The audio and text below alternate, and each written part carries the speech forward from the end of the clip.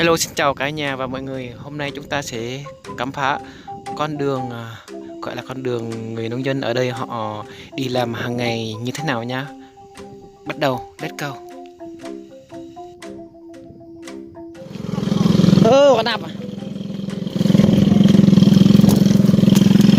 Trung đột cúp en.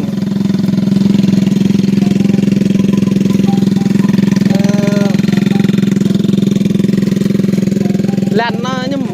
đây tới thải.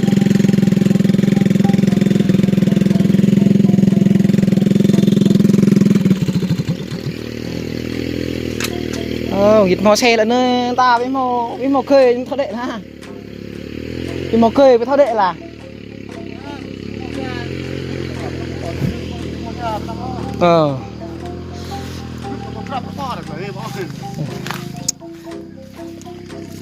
như này nhầm ha. Pi cho ta đây dàn phang hoa, này dàn lim nè, ya yêu cross nè, lắc lóc nó bổ. Xe ta đom sao này. Ngã thằng dâu là ngã rẽ tự thân làn này. Làn khó nhất đừng đi.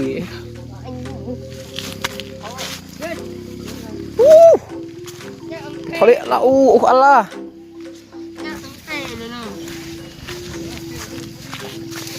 Cho xe nè, cho xe đi nè. Nước đã trôi hết thế này này, thành hố sâu thế này không đi được. Bây giờ cả nhà xem chúng tôi buộc phải để lại xe đây và tiếp tục đi ạ. Lơi phải thao lơi cho xe. Cái nắp ở như này phải thao đi đây nè.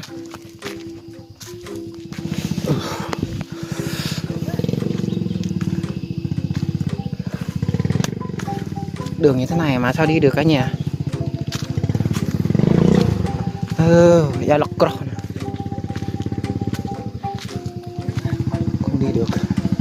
Cho xe đó nó đấy thế chắc nó nhọ.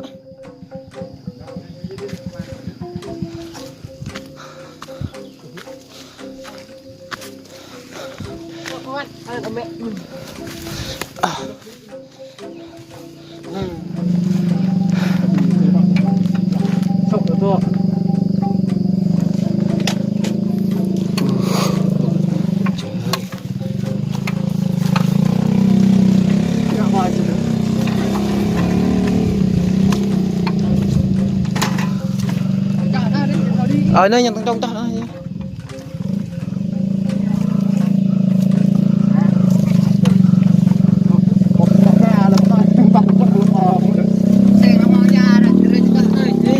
Xe mò da rồi phải thao điện.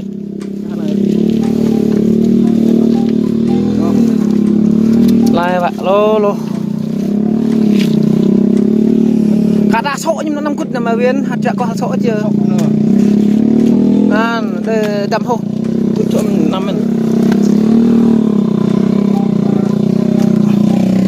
rồi cái năm đi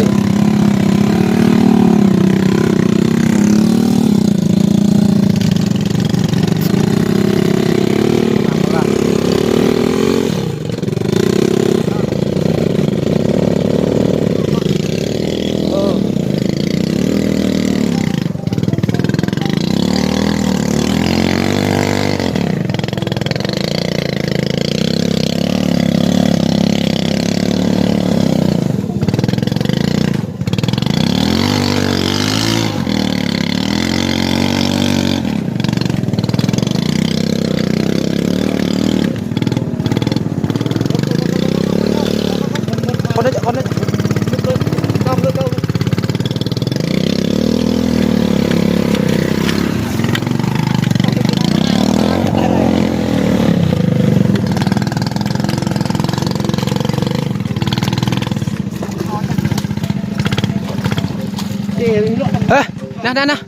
Nè tôi gặp ta từng các hai nhảy nhau đây nó cút nên nè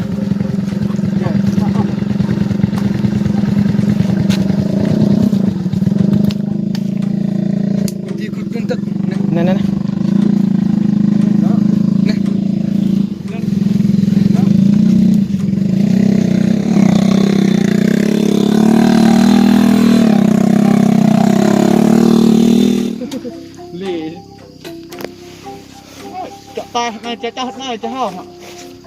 năm nơi chơi lên lên chạy lạc mà nè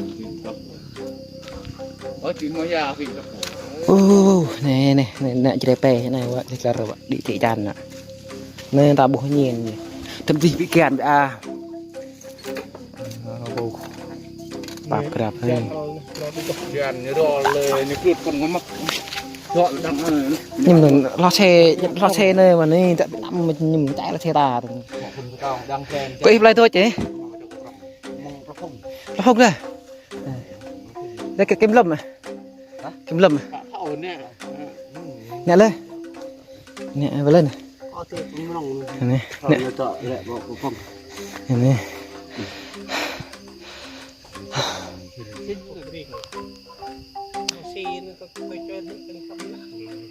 đùng có gì mà viên trận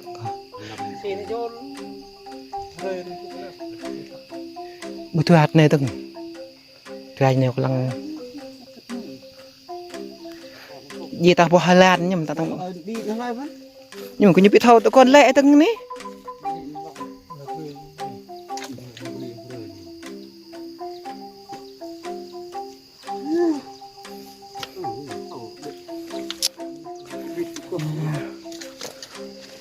nó nhầm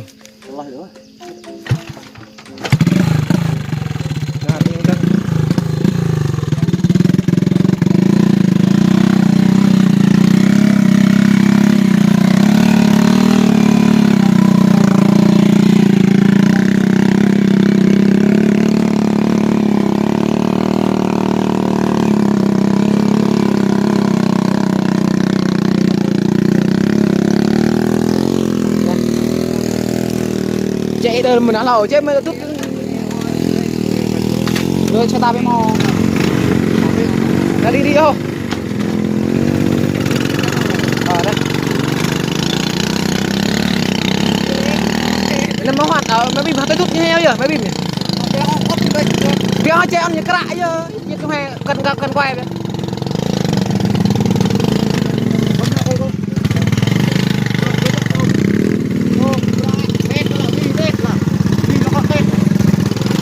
cái na ha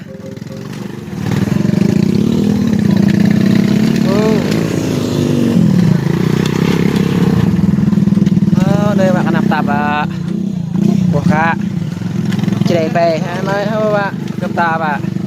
anh ninh ngọt hiệu hiệu như này và có siêu lan khắp nhiều quay bẻo có buộc về mệt năng yang tê ta play click ra siêu lan nhiều quay ví dụ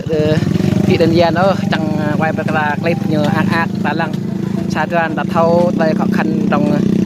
chỉ để pe là nhưng mà tay chỉ chăn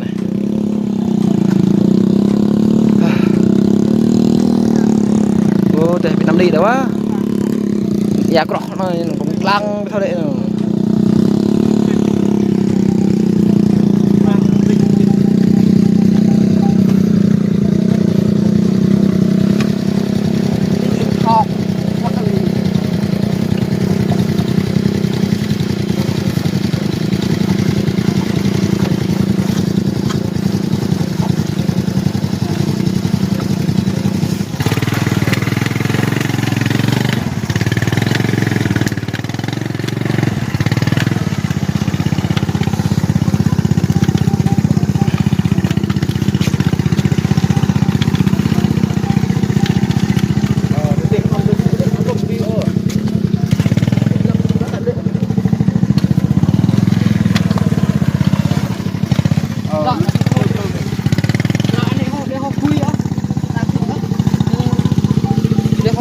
Học quy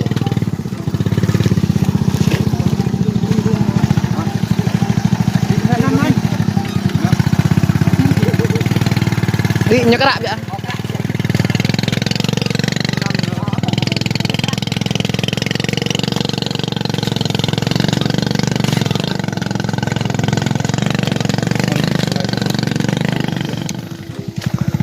vậy nè mà đòm hai mình nè nó cút nhá lo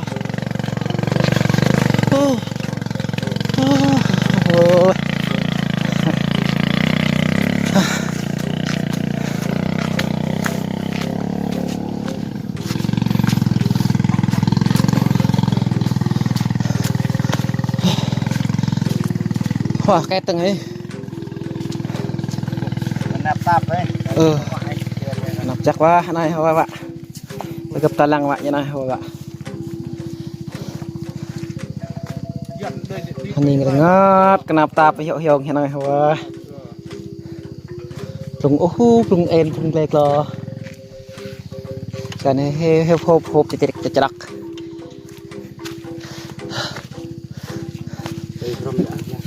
cây bắp đi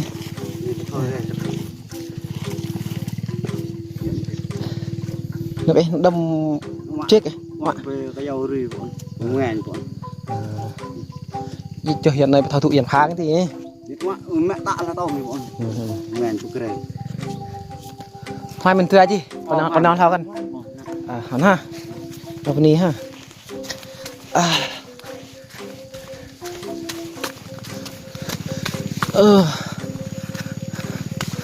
phải trả được cái nhiều này clan này clan mà bạn bố vậy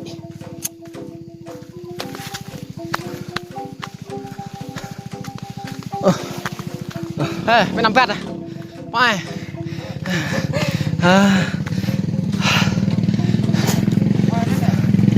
nè nè tập hộp phải nằm vẹt có ai rồi clan nằm tập lăng chắc là nhảy nhàng tay thưa ta ta ta họ chạy ra cảnh nè nè cụ đi cụ tầm nè cụ ta tay thôi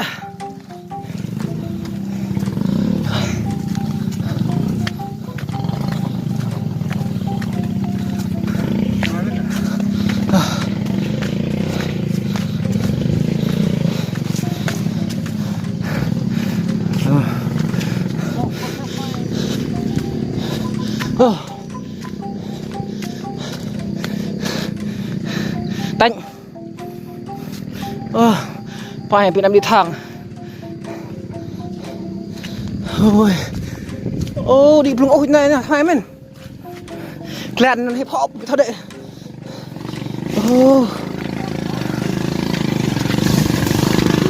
đi plung ôi bye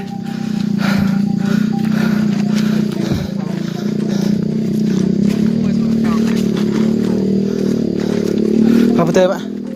Dia thong nơi họ tọt gọi nơi nơi thì nơi hoa đơn nơi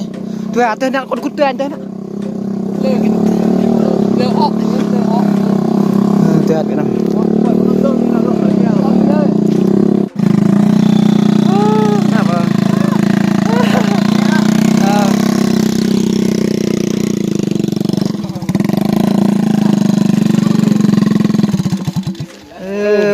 vì kẹt hết dòng xe mô tô lẹp con có độ đá này nó mất con chết luôn hết thấu luôn nó tao bị chừng nó đỏ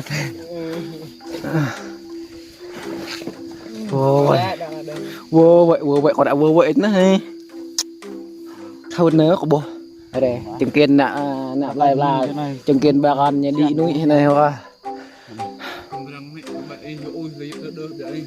bị ôi chắc là nó tạm đấy khi khắp nuôi nâng sang qua chào nâng trên đã to cái như khắp nuôi nâng này nó vi ta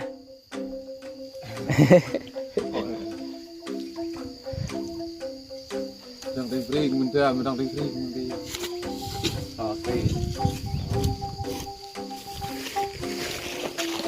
phải coi nhớ coi nhiều vị quẹt cho của tôi vị nó rõ cho nó cái như ru nó mới này ta cái đời chắc nó lại in nó lại về loài bò cần chọn này cái bột khơi liên chữ 5 này lăng ạ này hả lệch rồi nè chữ 5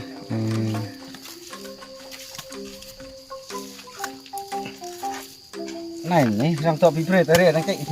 bah bukan ada pak nyeluk nyempon cang nyu nyum cang nyum nanta đồng bông họa bệnh như này họa trong như có vô mà sao vậy mình mua bắt cái này như vậy rồi đập nên tự vẽ là mới này phía pha nhà có khai dấu hết nè ngoài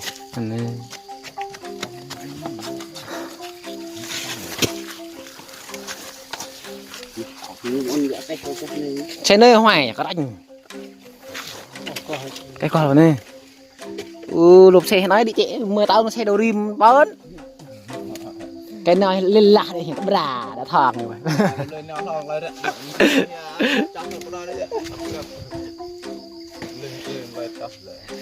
tao xe nơi ra tao plong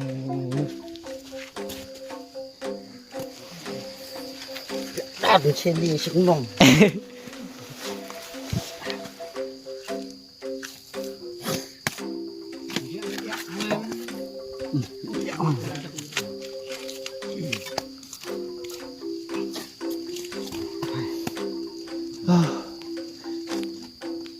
nừng như này cà máu như cái rè tưng thì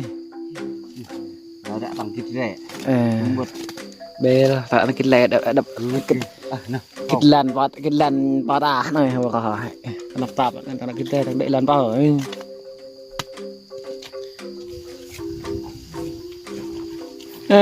chỗ hay mình là cái là lầm đã rồi bao hồi là bao ai mà bao hồi là bèm bao ăn mò bên nơi cục tà nè riêng từng nè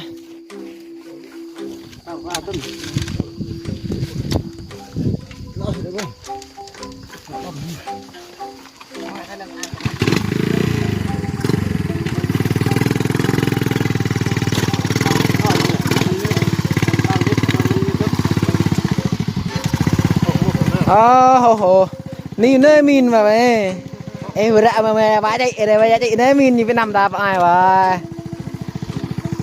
chạy này ra chạy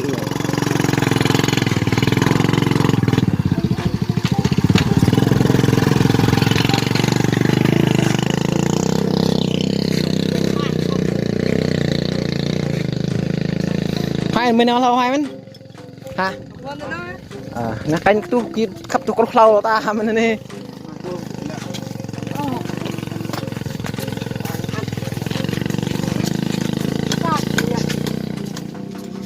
cả nhà ơi giờ siêu lanh đã review cho cả nhà xem rồi những